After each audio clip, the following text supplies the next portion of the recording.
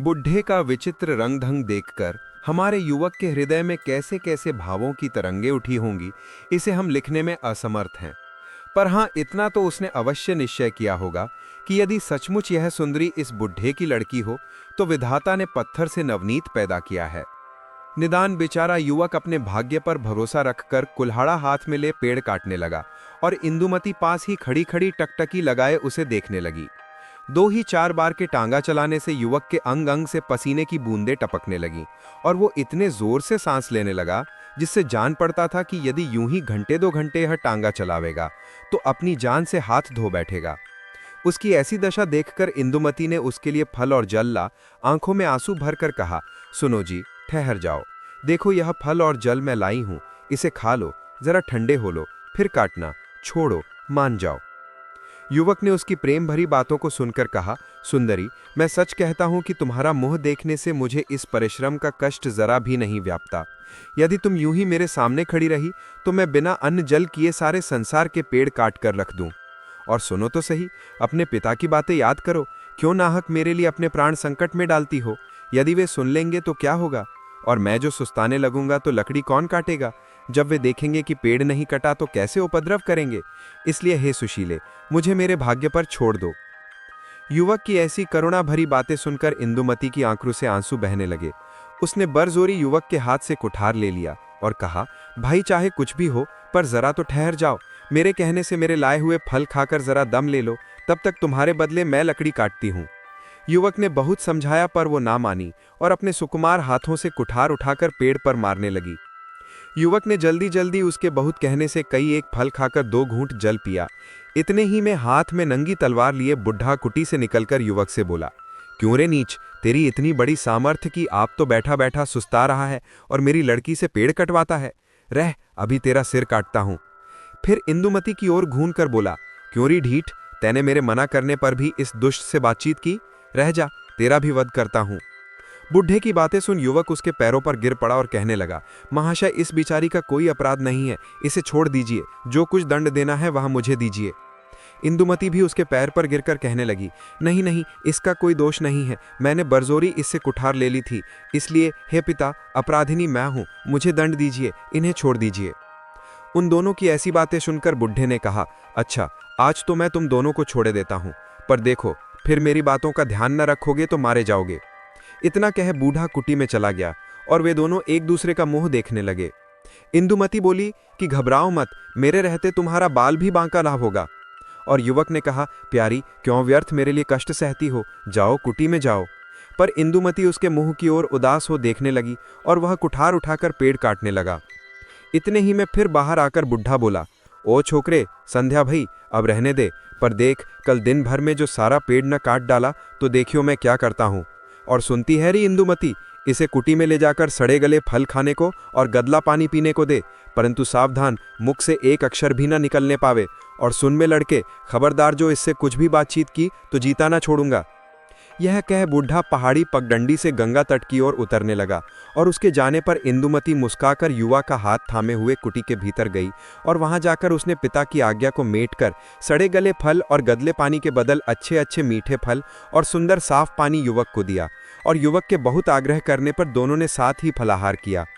फिर दोनों बूढ़े के आने में देर समझ बाहर चांदनी में एक साथ ही चट्टान पर बैठकर बातें करने लगे। आधी आज जा चुकी थी। वन में चारों ओर भयानक बनेले जंतुओं के गरजने की ध्वनि फैल रही थी। चार आदमी हाथ में तलवार और बर्छा लिए कुटी के चारों ओर पहरा दे रहे थे। कुटी से थोड़ी ही दूर पर एक ढालुआ चोटी पर 10-12 आदमी बातें कर रहे थे। चलिए पाठक, देखिए ये लोग क्या बातें करते हैं। आहा, ये देखिए, इंदुमती का पिता एक चटाई पर बैठा है और सामने 10-12 आदमी हाथ बांधे जमीन पर बैठे हैं। बड़ी देर सन्नाटा रहा, फिर बुढ़े ने कहा, सुनो भाइयों, इतने दिनों पीछे परमेश्वर ने हमारा मनोरथ पूरा किया। जो बात एक प्रकार से अनहोनी थी सो आप से आप हो गई। यह परमेश्वर ने ही किया, नहीं तो बेचारी इंदुमती का बेड़ा पार कैसे लगता। देखो, जिस युवक की रखवाली के लिए आज तीसरे पहर मैंने तुम लोगों से कहा था, वह अजयगढ़ का राजकुमार, या यूं कहो कि अब राजा है। इसका नाम चंद्रशेखर है। इसके पिता राजशेखर को उसी बेईमान काफिर इब्राहिम लोदी ने दिल्ली में बुला विश्वासघात कर मार डाला था। तब से यह लड़का इब्राहिम की घात में लगा था।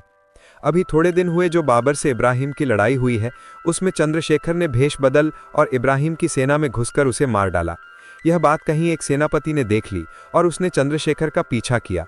निदान यह भागा और कई दिन पीछे उसे द्वंद्व युद्ध में मार अपने घोड़े को गंवा राह भूलकर अपने राज्य की ओर न जाकर इस ओर आया और कल मेरी कन्या का अतिथि बना। आज उसने यह सब ब्यौरा जलपान करते करते इंदुमती से कहा, जिसे मैंने आड़ में खड़े होकर सब सुना। वे दोनों एक दूसरे को जी से चाहने लगे हैं। तो इस बात के अतिरिक्त और क्या कहा जाए कि परमेश्वर ने ही इंदुमती का जोड़ा भेज दिया है और साथ ही उस दयामय ने मेरी प्रतिज्ञा भी पूरी की। इतना सुनकर सभी ने जय ध्वनि के साथ हर्ष प्रकट किया और बुढ़ा फिर कहने लगा, मेरी इंदुमती 16 वर्ष की हुई, अब उसे कुंवारी रखना किसी तरह उचित नहीं है, और ऐसी अवस्था में जबकि मेरी प्रतिज्ञा भी पूरी हुई और इंदुमती के योग्य सुपात्र वर भी मिला, उसने इंदुमती से प्रतिज्ञा की है कि प्यारी, मैं तुम्हें प्राण से बढ़कर चाहूंगा और दूसरा विवाह भी ना करूंगा जिससे तुम्हें सौत की आग में न जलना पड़े। भाइयों, देखो, स्त्री के लिए इससे बढ़कर कौन बात सुख देने वाली है। मैंने जो चंद्रशेखर को देखकर इतना क्रोध प्रकट किया था, उसका आशय यही था कि यदि दोनों में सच्चा प्रीति का अंकुर जमेगा तो दोनों का ब्याह कर दूंगा, और जो ऐसा ना हुआ तो युवक आप डर के मारे भाग जाएगा। परंतु यहाँ तो परमेश्वर को इंदुमती का भाग्य खोलना था और ये ऐसा ही हुआ। बस कल ही मैं दोनों का ब्याह करके हिमालय चला जाऊंगा और तुम लोग वर कन्या को उनके घर पहुंचाकर अपने अपने घर जाना। 12 वर्ष तक जो तुम लोगों ने तन मन धन से मेरी सेवा की, इसका ऋण सदा मेरे सर पर रहेगा और जगदीश्वर इसके बदले में तुम लोगों के साथ भलाई करेगा। इतना कहकर बुढ़ा उठ खड़ा हुआ और वे लोग भी उठे। बुढ़ा कुटी की ओर घूमा और वे लोग पहाड़ी के नीचे उतर गए। आहा, प्रेम तू धन्य है। जिस इंदुमती ने आज तक देवता की भांति अपने पिता की सेवा की और भूल कर भी कभी आज्ञा न टाली, आज वह प्रेम के फंदे में फंसकर उसका उल्टा बर्ताव करती है। वृद्ध ने लौटकर क्या देखा कि दोनों कुटी के पिछवाड़े चांदनी में बैठे बातें कर रहे हैं। यह देख वह प्रसन्न हुआ और कुटी में जाकर सो रहा। पर हमारे दोनों नए प्रेमियों ने बातों ही में रात बिता दी। सवेरे होते ही युवक कुठार ले लकड़ी काटने लगा और इंदुमती सारा काम छोड़कर खड़ी खड़ी उसके मुख की ओर देखने लगी। थोड़ी ही देर में युवक के सारे शरीर से पसीना टपकने लगा और चेहरा लाल हो आया। इतने में वृद्ध ने आकर गरज कर कहा, ओ लड़के, बस पेड़ पीछे काटियो, पहले जो लकड़ियां काटी हैं उन्हें उठाकर कुटी के पिछवाड़े ढेर लगा दे। इतना कहकर बुढ़ा चला गया और युवक लकड़ी उठा उठाकर कुटी के पीछे ढेर लगाने लगा। उसका इतना परिश्रम इंदुमती से ना देखा गया और बड़े प्रेम से वह उसका हाथ थामकर बोली, प्यारे ठहरो, बस करो, बाकी लकड़ियां मैं रखाती हूँ। हाय, तुम्हारा परिश्रम देखकर मेरी छाती फटी जाती है। प्यारे, तुम राजकुमार होकर आज लकड़ी काटते हो, ठहरो, तुम सुस्ता लो, फिर काटना। युवक ने मुस्काकर कहा, प्यारी सावधान, ऐसा भूलकर भी ना करना। अपने पिता का क्रोध याद करो। अब कि उन्होंने तुम्हें लकड़ी उठाते या हमसे बोलते देख लिया तो सर्वनाश हो जाएगा। इतना सुनकर इंदुमती की आंखों में आंसू भर आए और वह बोली, प्यारे, मेरे पिता का तो बहुत अच्छा स्वभाव था, सो तुम्हें देखते ही एकदम से ऐसा बदल क्यों गया? वह तो ऐसे नहीं थे, अब उन्हें क्या हो गया? आज तक मैंने उन्हें कभी क्रोध करते नहीं देखा था। खैर, जो होए, पर तुम ठहरो, दम ले लो, तब तक मैं इन लकड़ियों को फेंक देती हूँ। युवक ने कहा, प्यारी, क्या राक्षसों जी आंखों के सामने तुम्हें लकड़ी धोने दूंगा? हटो, ऐसा नहीं होगा। सच जानो, तुम्हें देखने से मुझे कुछ भी कष्ट नहीं जान पड़ता। इंदुमती ने उदास होकर कहा, हाय प्यारे, तुम्हारे दुख देखकर मेरे हृदय में ऐसी वेदना होती है कि क्या कहूँ। जो तुम इसे जानते तो ऐसा ना कहते। पीछे लता मंडप में खड़े खड़े वृद्ध ने दोनों की बातें सुनकर बड़ा सुख माना, पर अंतिम परीक्षा करने के अभिप्राय में नंगी तलवार ले सामने आ गरज कर कहा, इंदुमती, कल से आज तक तैने मेरी सब बातों का उलट वर्ताव किया। फल और जल की बात याद कर, और तू फिर इससे बात करती है। देख, अब तेरा सिर काटता हूँ। कहकर जूं ही वो इंदुमती की ओर बढ़ा कि चट युवक उसके पांव पकड़कर कहने लगा, आप अपने क्रोध को दूर करने के लिए मुझे मारिए, सब दोष मेरा है, मैं दंड के योग्य हूँ, यह सब तरह निरपराधिनी है। मेरा सिर आपके पैरों पर है, काट लीजिए, पर मेरे सामने एक निरपराध लड़की के प्राण न लीजिए।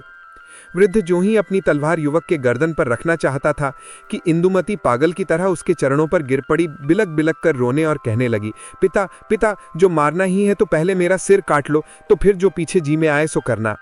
इतना सुन बुढ़े ने तलवार दूर फेंक दी और दोनों को उठाकर गले लगाकर कहा, बेटी इंदुमती, धीरज धर, और प्रियवत्स चंद्रशेखर, खेद दूर करो। मैंने केवल तुम दोनों के प्रेम की परीक्षा लेने के लिए सब प्रकार का क्रोध का भाव दिखलाया था। यदि तुम दोनों का सच्चा प्रेम ना होता तो क्यों तुम दोनों एक दूसरे के लिए जान पर खेलकर क्षमा चाहते। और सुनो, मैंने छिपकर तुम्हारी सब बातें सुनी है। तुमसे बढ़कर संसार में दूसरा कौन राजकुमार है जो इंदुमती के वर बनने योग्य होगा? सुनो, देवगढ़ मेरे पुरखाओं की राजधानी थी। जबकि इंदुमती 4 वर्ष की थी, पापी इब्राहिम ने मेरे नगर को घेर यह कहलाया कि या तो अपनी स्त्री इंदुमती की माँ को भेज दो या जंग करो। यह सुनकर मेरी आंखों में खून उतर आया और उसके दूध को मैंने निकलवा दिया। फिर क्या पूछना था, सारा नगर यवन हत्यारों के हाथ से शमशान हो गया। मेरी स्त्री ने आत्महत्या की और मैं उस यवन कुल कलंक से बदला लेने की इच्छा से 4 वर्ष की अबोध लड़की को ले इस जंगल में आकर रहने लगा। मेरे कृतज्ञ सरदारों में से 50 आदमियों ने सर्वस्व त्याग कर मेरा साथ दिया और आज तक मेरे साथ हैं। उन्हीं लोगों में से कई आदमियों को तुमने कल देखा था। बेटा चंद्रशेखर, 12 वर्ष हो गए, पर ऐसी सावधानी से मैंने इस लड़की का लालन पालन किया और इसे पढ़ाया लिखाया कि जिसका सुख तुम्हें आप चलकर इसकी सुशीलता से जान पड़ेगा। और देखो, मैंने इसे ऐसे पहरे में रखा कि कल के सिवाय और कभी इसने मुझे छोड़कर किसी दूसरे मनुष्य की सूरत न देखी। मैंने राजस्थान के सब राजाओं से सहायता मांगी और यह कहलाया कि जो कोई दुष्ट इब्राहिम का सिर काट लावेगा उसे अपनी लड़की ब्याह दूंगा। पर हाँ,